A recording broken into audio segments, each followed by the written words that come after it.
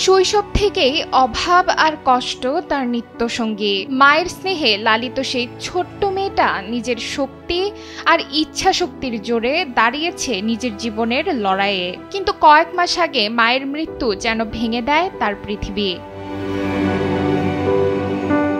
তবুও ভেঙে পড়েনি মরিয়ম। পরিবারের বড় মেয়ে হিসেবে সংসারের সব দায়িত্ব নিজের কাঁধে তুলে নিয়েছে সে। রান্না, কাপড় ধোয়া আর পড়াশোনা সবই একা সামলায় এক অদম্য মনোবল নিয়ে। মরিয়মের চোখে এখন একটাই স্বপ্ন, লেখাপড়া শেষ করে প্রতিষ্ঠিত হওয়া। কিন্তু তার স্বপ্ন শুধু নিজের জন্য নয়, সে চায় সমাজের অন্য প্রতিবন্ধী মানুষদেরও পাশে দাঁড়াতে। কিছুদিন আগে আমার মা মারা গেছে। মা মারা যাওয়ার পরে বাড়ির সব কাজ আমাকেই করতে হয়। আমি বাবার বড় মেয়ে, আমার বাবা দরিদ্র, আমি দরিদ্র ঘরের মেয়ে। আমার পড়াশোনা খরচ চালাইতে যে আমার বাবা হিমশিম খাওয়া যায়। আমার ইচ্ছা আমি পড়াশোনা করে বড় হয়ে আমার মতো যারা প্রতিবন্ধী তাদের আমি সাহায্য করতে চাই বড় হয়ে।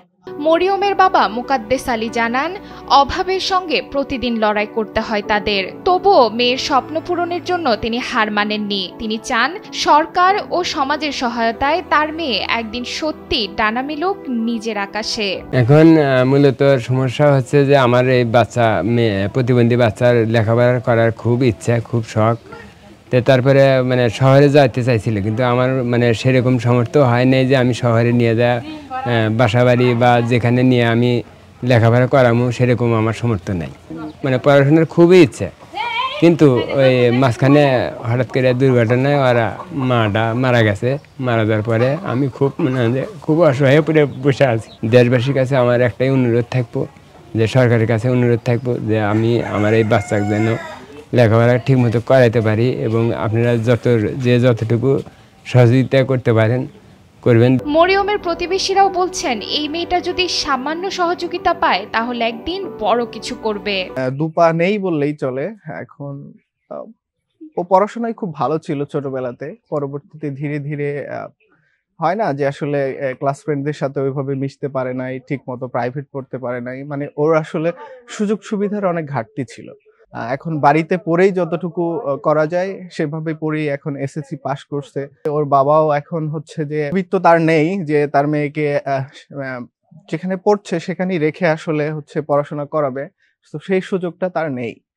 তো এখন হচ্ছে সরকার কিংবা বিত্তবান যারা আছেন তাদের কাছে আমার একটাই রিকোয়েস্ট থাকবে যে প্লিজ মাহির দিকটা বিবেচনা করে যে কোনো ধরনের আর্থিক সহায়তা থেকে শুরু করে সব ধরনের সহায়তা যেন তাকে প্রদান করা হয়।